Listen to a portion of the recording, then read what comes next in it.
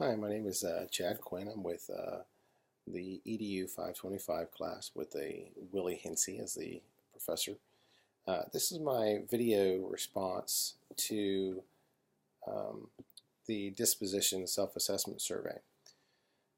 In this survey, we were asked four different questions. What dispositions do you possess that you think will make a successful teacher? What dispositions do you need to work on before entering the classroom as a first-year teacher? Provide an example of how you plan to uphold these dispositions. Third, how would do the dispositions demonstrate your ability to understand other cultures, genders, learning differences, and build stronger relationships with students and families? How do potential bias affect teaching? And finally, how do you anticipate using feedback from your annual performance reviews, evaluations, observations, and data on student performance to adjust dispositions and teaching practices to benefit learning? So I'll start off with the first question of what dispositions do you possess that you think will make a successful teacher? And currently, I would say the passion and integrity to be an educator are two of the stronger dispositions that I have.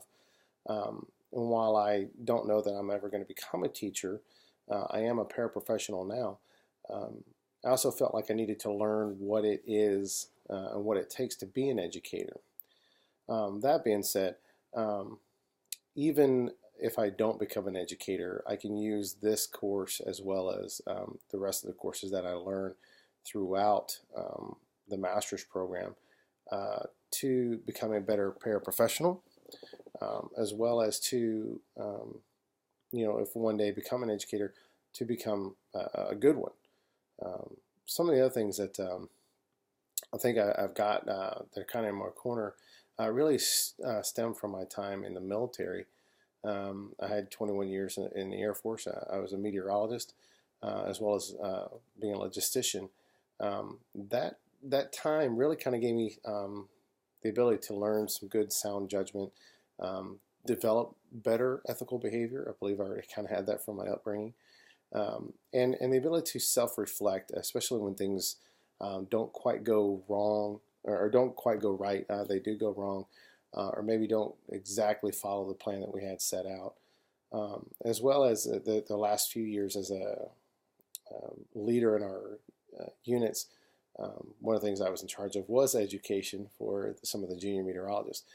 So I was able to inspire curiosity just about our career field in itself, and maybe a little bit towards the Air Force as a whole. So I take that as some things that I have in my tool bag to use as an educator. The second question asks, what dispositions do I need to work on before becoming a first-year teacher? And as many things as I've learned in the military, one of the things that I'm not is an educator to children. I am an educator to adults. That was primarily what I was focused on. The students that I had were 18 to 25-year-old. I called them kids at the time. I still call them kids. When we talk about their meteorological intellectual capabilities, or not even really intellectual capabilities, but maybe their foundations in learning. The junior members didn't have as much experience as I did. They didn't have the education as I did. And it was my job to pass that along, to teach them what else was beyond just the basics of meteorology. So being able to teach elementary school children does not necessarily derive directly from being able to teach adults, especially when you're going from something as heavy science and math based as something as meteorology down to basics of A, B, C, 1, 2, 3. So that could be quite a challenge for me. I don't think that everything is going to translate quite well. How am I going to uphold these dispositions in the classroom? I really don't know. I think that's something that, being a first educator course in the master's program, that's a question that perhaps as I get a little bit more education under my belt as it pertains to becoming an educator, that I can answer that question. But right now, I don't know that I really can, other than using the things that I do have that are strengths for me, such as the ability to self-reflect and take those things in and adjust and flex what I do and how I do them based on the needs of the students. The third question is, how do dispositions demonstrate your ability to understand other cultures, genders, learning differences, and developing stronger relationships? I lean mostly on my life experiences to be able to adjust and understand other cultural, gender, learning differences. I have the luxury of being older than many students that are in this course, or even those just generally working towards education degrees. I'm 42. I've been around the world more than once. I've experienced cultural segregation, if you will. I've experienced racism. I've seen it. I've been a victim, if you will, of some of it. One thing that I've learned in all this time is that not for 1 second do I assume that I know who you are or where you come from simply by looking at you. One of the things that I work very hard on with the students that I do deal with now is developing that relationship with them. Many of them have, I'll say, family construct differences. Some have one parent, some have no parents, some are in foster care. But what I try to do is take the time to get to know these students. I look at it as a bit of a friendship, if you will. If I want to develop a friendship with somebody, I'm certainly going to ask them questions and listen to the responses. That's probably the key part is actually listening to them. I found mostly that if you just let kids talk, they'll tell you everything you need to know and everything you want to know about them. So I really think that's going to be how I approach those kind of things of people come from different backgrounds and being products of different environments. Is really just to take the time to learn them and understand them as it pertains to the student educator relationship. The last question actually it has a follow-up. How do potential biases affect teaching?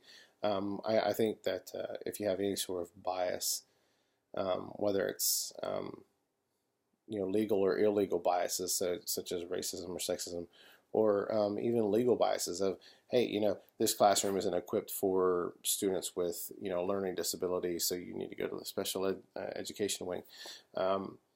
I think if you have biases about students, their capabilities, their intellect, where they come from, their skin color, all those kind of, I think you really, not only do you rob the students of an education, but you rob yourself of one as well.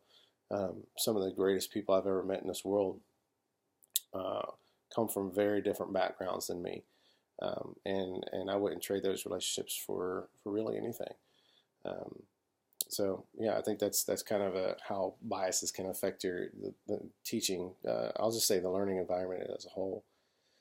And lastly, how do you anticipate using feedback from annual performance evaluations to adjust dispositions and teaching practices? Really, I haven't been in the education system very long.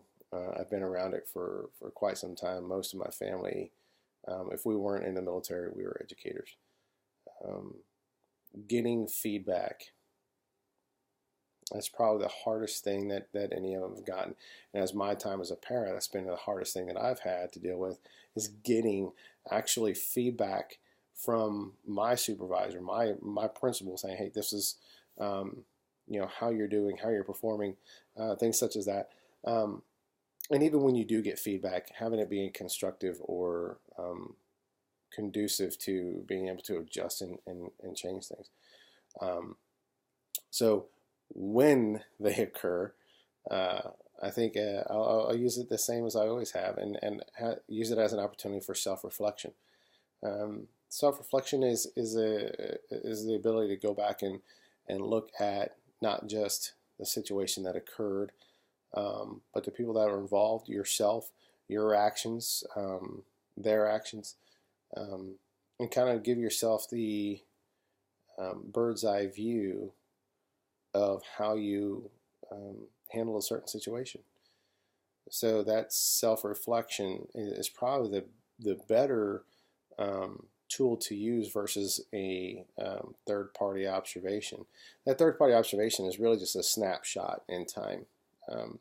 The 15 to 20 minutes that a staff member might have in a classroom watching you work with students is really a minimal amount of time. It's a tiny amount of time compared to how much time you actually have with those students.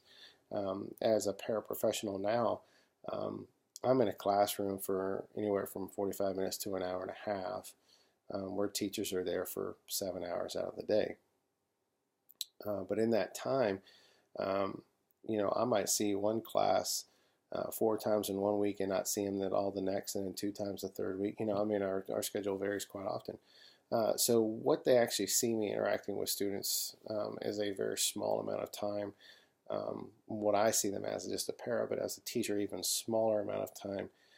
So that feedback is great to get as long as it's constructive and says, hey, I noticed this. Does this happen often? Get a little bit more information from it if you're a staff member and you're doing these assessments. But if you're receiving them, then you need to take the opportunity, or at least I would take the opportunity to do some self-reflection and go, okay, do these observations hold water? Or do they have merit in that I need to work on some things? And I really think that that self-reflection part it is a bigger weight than anything else, because if we think we already know everything, we stop learning, and when we stop learning, we stop trying. And if we stop trying, that means we really stop working for our students, and essentially we stop trying to be an educator at that point. We've decided that I've had enough and I'm done. So again, this is my response to the disposition survey. I hope this helps kind of give you a little reflection of me. Thank you very much.